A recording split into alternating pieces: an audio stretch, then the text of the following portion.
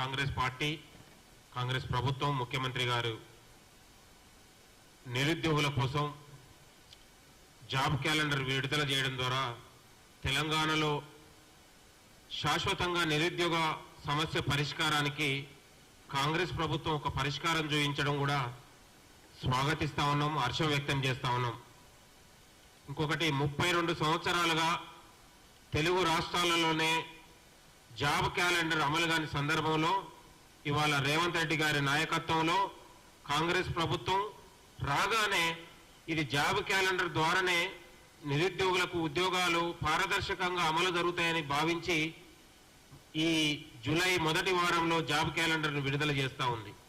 నేను అంటా ఉన్నాను బీఆర్ఎస్ నాయకులకు, ఇవాళ కేటీఆర్ గాని హరీష్ రావుకు నేను సవాల్ చేస్తా ఉన్నాను. మీరు 10 ఏళ్లు పాలించారు కదా, 10 ఏళ్ల పాలించిన కాలంలో ఎందుకు జాబ్ క్యాలెండర్ని విడుదల చేయలేకపోయారు? నిన్నగాక మొన్న హరీష్ రావు మాట్లాడినప్పుడు ఇదే మోతీలాల్ దీక్షకు వచ్చినప్పుడు గాంధీ హాస్పిటల్ దగ్గర ఎందుకు జాబ్ క్యాలెండర్ విడుదల చేయలేదు, ఇంతవరకు విడుదల చేయలేదని మాట్లాడు. 10 ఏళ్ల కాలంలో మీరు ఏం చేశారు? గాడిత పళ్ళు తోయారా 10 ఏళ్ల కాలంలో? ఎందుకు ఇవాళ మీరు మీ హాయంలో టీఎస్పీఎస్సీ పరీక్షలు సక్రమంగా నిర్వహించని కారణంగానే కదా నిరుద్యోగ యువత పరీక్షలు వాయిదా వేయాలన్నది. ఎందుకు రాయలేదంటే మీ కాలంలో మీ హాయంలో పరీక్షలలో పారదర్శకత లేదు, అవినీతి జరుగుతూ ఉంది, పేపర్లను అమ్ముకుంటున్నారని నిరుద్యోగ యువత పరీక్షల్ని బైకాట్ చేసింది. కాబట్టి ఆ పరీక్షలు బైకాట్ చేసినందుకు కాంగ్రెస్ పార్టీ ఆ రోజు ఆ నిరుద్యోగ యువతకు అండగా ఉంది. ఇవాళ కాంగ్రెస్ పార్టీ వచ్చిన తర్వాత ఇవాళ నిరుద్యోగ యువతకు సక్రమంగా ఉద్యోగాలు భర్తీ చేయడానికి కాంగ్రెస్ పార్టీ చిత్తశుద్ధితోని బాధ్యతతోని వ్యవహరిస్తూ ఉంది. ఇక నిన్నగాక మన జరిగినటువంటి జూన్ లో జరిగినటువంటి ఏదైతే టీఎస్పీఎస్సీ గ్రూప్ 1 పరీక్ష ఉందో ఎక్కడ కూడా అక్రమాలు లేకుండా ప్రభుత్వం చాలా కట్టుదిట్టమైన చర్యలు తీసుకొని అమలు జరిపింది. నేను అంటా ఉన్నాను ఇవాళ కాంగ్రెస్ పార్టీ పైన, కాంగ్రెస్ ప్రభుత్వం పైన వీళ్ళు పదే విమర్శలు చేస్తూ ఇవాళ శవాల దగ్గర పేలాలు ఏర్పరచడానికి లేకపోతే శవాల దగ్గర చలిగాచుకోవడానికి ఇవాళ హరీష్ రావు ప్రయత్నం చేస్తా ఉన్నారు.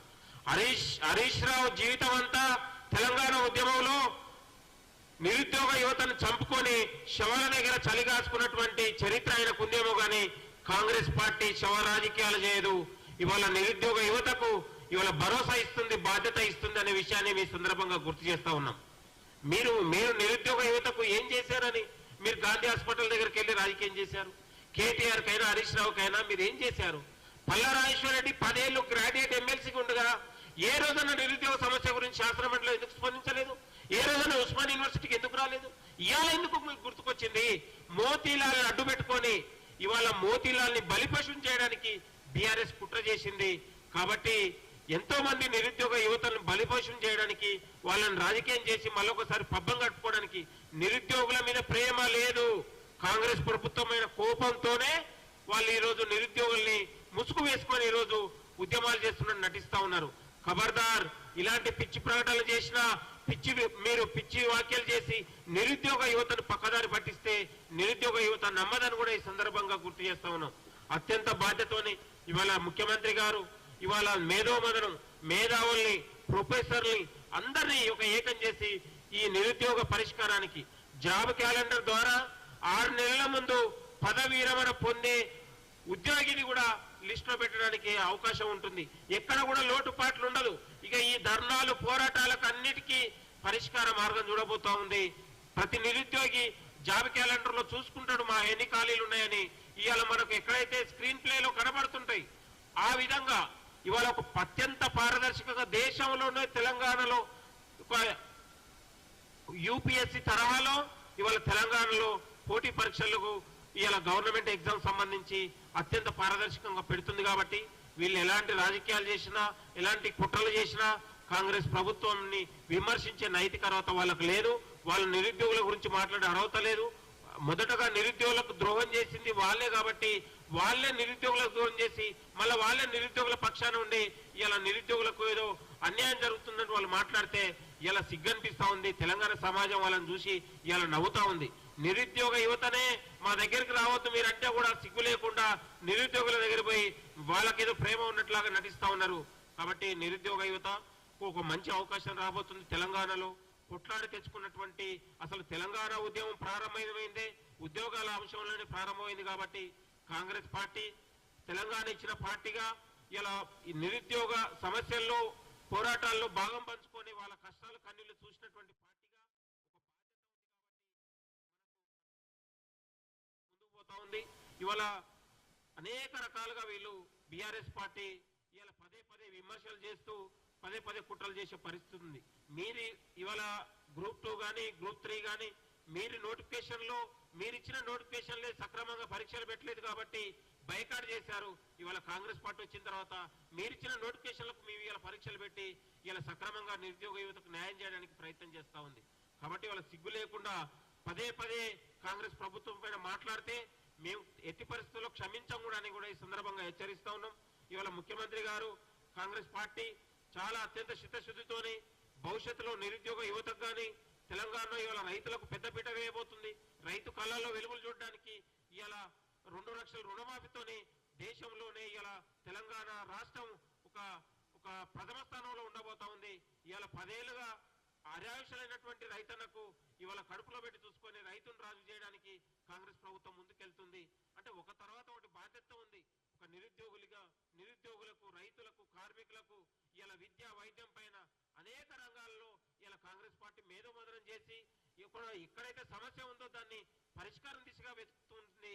దాన్ని ఇలా కోడుగుడి మీద వీకలు పెంచడానికి వీళ్ళు ఒక ప్రయత్నం చేస్తా ఉన్నారు. కాబట్టి ప్రజలు నమ్మరు, విద్యార్థులు నమ్మరు, నిరుద్యోగులు నమ్మరు. ఇవాళ యూనివర్సిటీని వల్లకాడు చేసింది వాళ్ళే. నిరుద్యోగుల్ని ఇలా అదే ఉన్నటువంటి నిరుద్యోగ యువతకు కారకులైంది వాళ్ళే. కాబట్టి నిరుద్యోగ యువత విద్యావంతులు ఈ దేశం మీద ఈ రాష్ట్రం మీద అపారమైనటువంటి జ్ఞానం ఉన్నవాళ్ళు. కాబట్టి ఇలాంటి బీఆర్ఎస్ నాయకుల్ని మీరు తన్ని తరమాల్సిందే. జాబ్ క్యాలెండర్ అందరూ స్వాగతించాల్సిందే. నిజంగా నిరుద్యోగుల మీద ప్రేమ ఉంటే ఇవాళ ప్రభుత్వం జాబ్ క్యాలెండర్ తీసుకొచ్చింది. మీకు నిజంగా చిత్తశుద్ధి ఉంటే స్వాగతించండి. ఇవాళ 2 లక్షల రుణమాఫీ తీసుకోబోతుంది, దాన్ని ఎందుకు స్వాగతించారు? జాబ్ క్యాలెండర్ ఇస్తే స్వాగతించారు. ప్రజలకు విద్యార్థులకు యువతకు ఏ పథకం తీసుకొచ్చినా కూడా మీరు స్వాగతించలేదంటే మీకు ఇంకా కూడా అధికార దాహం ఉంది. ఇంకా కూడా మీరు కడుపులో కత్తులు పెట్టుకొని ఇవాళ ప్రభుత్వం పైన నిరుద్యోగుల పైన ఏదో ప్రేమ ఉన్నట్టు మాట్లాడుతూ ఉన్నారు. మీకు నిరుద్యోగులమైన ప్రేమ లేదు.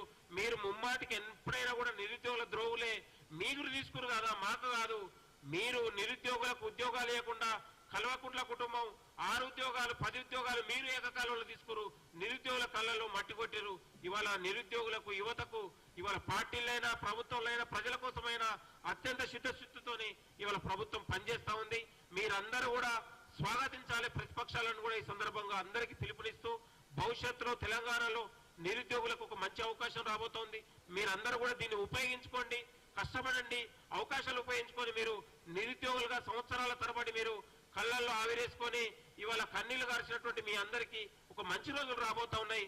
ఇవాళ కాంగ్రెస్ ప్రభుత్వానికి మీరందరూ కూడా అండగా ఉండాల్సిన అవసరం ఉందని కూడా కోరుతూ ఈ అవకాశం ఇచ్చినటువంటి మీడియా మిత్రులకు కూడా ధన్యవాదాలు. ఇప్పుడు మంచి అవకాశం వస్తుంది. అందరూ కూడా తెలంగాణలో ఉన్నటువంటి సంఘాలు, వ్యక్తులు, శక్తులు, మేధావులు, ప్రొఫెసర్లు, అన్ని రాజకీయ పార్టీలు కూడా జాబ్ క్యాలెండర్ని స్వాగతించాలని కూడా తెలంగాణ సమాజానికి కోరుతా ఉన్నాను. Thank you.